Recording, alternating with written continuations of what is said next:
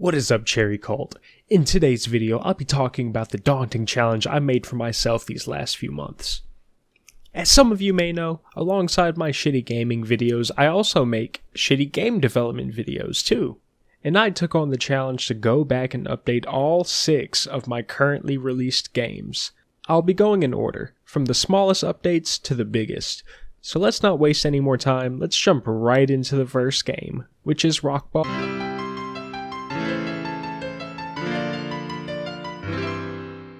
This was definitely the smallest update I made for my games this video, and of course it was my first release game, Rockball 2. Technically, Rockball Classic was made first and is available for download on the Rockball 2 page, but the project files for Rockball Classic were lost to time, so no updates for that one. The only real change I made to this game was the material I used for the snakes in-game. They only appeared green in the second level of the game and nowhere else.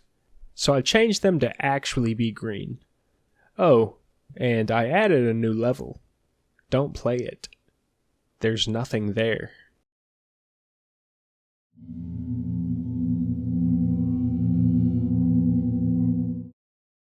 So I haven't actually talked about this game on the channel before, so let me introduce you to a game I released for a game jam back in May of 2022. Beneath This Temple is a point-and-click web browser game made in 1 month, where the main character sends a drone into the underground tunnels of a mysterious temple and tries to uncover its dark secret. I'm kind of surprised I haven't talked about this game earlier, especially considering that it's currently my most popular game that I've released. As for updates, I added a few events that trigger as the player progresses through the game. I also made lighting adjustments to various areas of the game world. Finally, I fixed the full screen mode for the game, so the game can be experienced outside of its original view window now.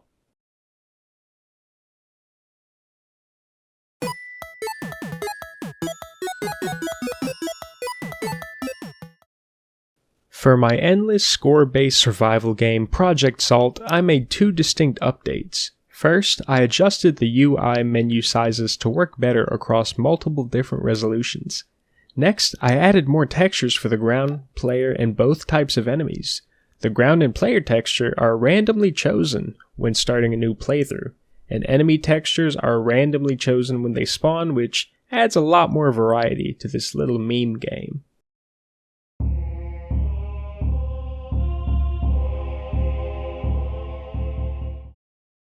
Up next is my annoyingly hard 3D platformer, Trial of the Frog. Similar to the last game, I fixed the UI to work across different resolutions, and I also created a trippy new main menu, changed the music track for the game, and added a new skybox to the game level.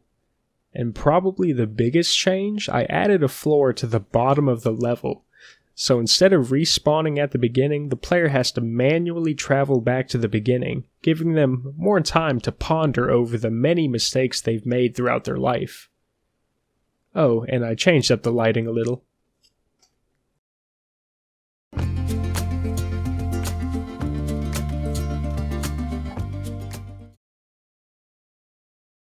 So now it's time for the more major updates.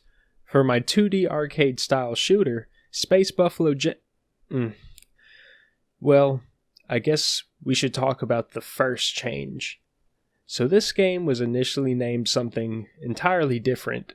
I kind of thought of the title last minute like I usually do and didn't think too much into it at the time, but now I realize the word I used had many negative connotations, many of which didn't do a good job of accurately describing the game. So I completely rebranded this game as Space Buffalo Rodeo. With the new name came a new main menu and a new song for the game.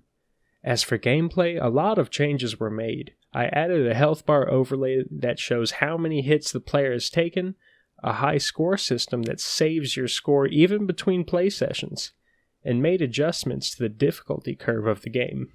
I also made a small visual change to the enemies in-game. The rocket particles they emit now go in the direction they're moving, rather than just a static line in one direction.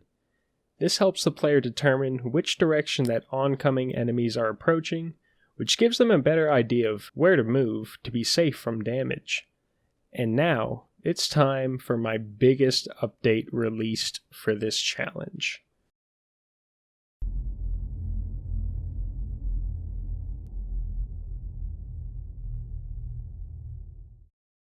There was a lot that I did with this new update. I gave the game a new title screen, added player footstep sounds, new music to the game, made changes to the world terrain, and added some extra models to the world, fixed a few annoying bugs, and changed the fog and environment lighting for the game.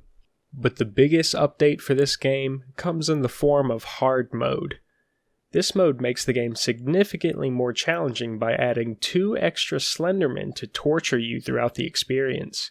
But in exchange for that, the player has a faster moving speed for the entire playthrough, making it easier to dodge the many projectiles that will get thrown at you. So that's what I've been working on, game development wise, these past few months. I hope you enjoyed this video. If you want to try out any of the games you saw today, check the link in the description below. All of these games are completely free. And also, most of the people watching right now aren't subscribed, so how about you update that subscribe button for me? Thanks.